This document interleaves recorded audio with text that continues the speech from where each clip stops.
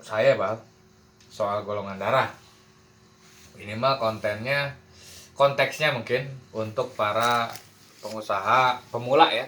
Kalau yang udah lama, udah jago dan udah tahu, punten bukan menggurui. Tapi yang belum tahu mungkin ini informasi saja, dan kalau yang sudah tahu mungkin mengingatkan aja. Pernah punya perusahaan baru CV sih. Cuman karyawannya agak banyak gitu. Nggak kayak sekarang karyawan 2 gitu kan. Nah, mau banyak mau sedikit, sebenarnya intinya bukan jumlah, tapi efektivitas menggunakan orang itu dengan pendekatan golongan darah. Seperti ya bilang tadi ya, kita diskusi, itu kausalitas bukan dukun ya, tapi kejadian yang pernah ada disatukan dan ambillah kesimpulan. Demikian pun dengan golongan darah. Golongan darah sangat luar biasa sekali, banyak sekali. Yang mana golongan darah itu adalah genetik ya, genetik seseorang yang tidak mungkin dimanipulasi. Nah, sekarang mau nyampein yang sedikit tahu tentang golongan darah, bukan ke arah ilmu gizinya, bukan ya, tapi ke arah kebiasaan. Karena golongan darah pun ada banyak sekali, sangat kompleks sekali. Semacam B, ada B berapa gitu. Cuman ini secara garis besar, golongan darah ada 4. A, AB, B, dan O. Oke. Nah, yang perlu diketahui Iqbal. Jadi gini, Bal. Iqbal bisa diambil.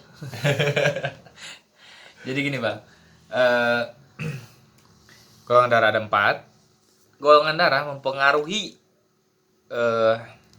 watak ataupun kebiasaan seseorang, ataupun kemampuan, apapun itulah, mau kemampuan atau watak atau apapun itu. Ini bukan untuk didebat, tapi sepengetahuan golongan darah itu ada 4, yang mana golongan darah itu secara genetik mempengaruhi kemampuan seseorang kalau diasah. Karena secara genetik, secara biologis, golongan darah mempengaruhi kehidupan manusia itu adalah 40%. Sudah diteliti oleh peneliti, bukan saya yang neliti. 40%. Kemudian lingkungan 40%. Oke. Dan yang terakhir adalah ekonomi 10%. Sorry, 10% lagi lupa. Sorry. Nah, kita manfaatin berbicara dengan 40%-nya aja ya. 40% manusia dipengaruhi oleh golongan darah. Nah, analogi pertama. Ini pasti insya Allah Iqbal langsung nangkap.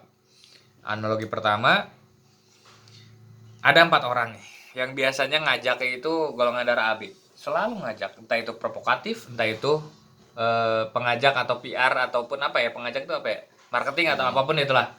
Ngajak aja, PR mungkin ya. Kita ngebaso yuk, gitu kan.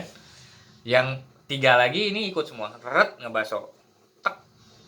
Setelah si baso itu habis, kausalitas ya, yang biasa terjadi dari 4 golongan darah itu, pertama, yang golongan darah A diam. Habis ngebaso, loh, lu kan yang ngajak gua, lu dong yang bayar, gitu kan. Itu yang AB. Yang AB, yang A. Kalau yang B, buka dompet, tapi agak lama. Pura-pura apa? Ini yang murni golongan darah itu ya, murni banget. Gini kan, cabut-cabut kan. Yang O berapa? 100.000 bisa. Langsung ambil dompet, bayar. Udah, lu nggak usah bayar, udah. Ada gua gitu kan. Itu artinya semua si A orangnya tegas dan by data. Si B kuatnya di manajerial. Dia memanage, ini butuhnya buat anu. Oke. Si O orangnya mudah iba. O bertolak belakang dari A. Itu selalu bertolak belakang. Si AB orangnya mudah mengajak. Negatifnya, jadilah dia provokatif, ya kan? Untuk bisnis sendiri, cocoknya si A itu sebagai administratif gitu ya. Segala data dia pasti rapih, kerjanya rapi. Si B agak semrawut. untuk data ya, agak hoream gitu. Apa bahasa?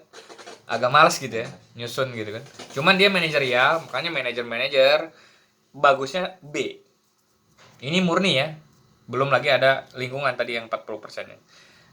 Si AB bagus banget buat promosi ya. Promosi. Si O cocok banget jadi marketing. Dia sifatnya abu-abu, sorry. Jadi ke putih ikut, ke hitam ikut. Kalau si A saklek, mau hitam-hitam, mau putih-putih, mau hitam sekalian, mafia sekalian kalau jadi penjahat. Kalau mau jadi baik ya mungkin jadi kiai sekalian ya, yang bener-bener suci banget.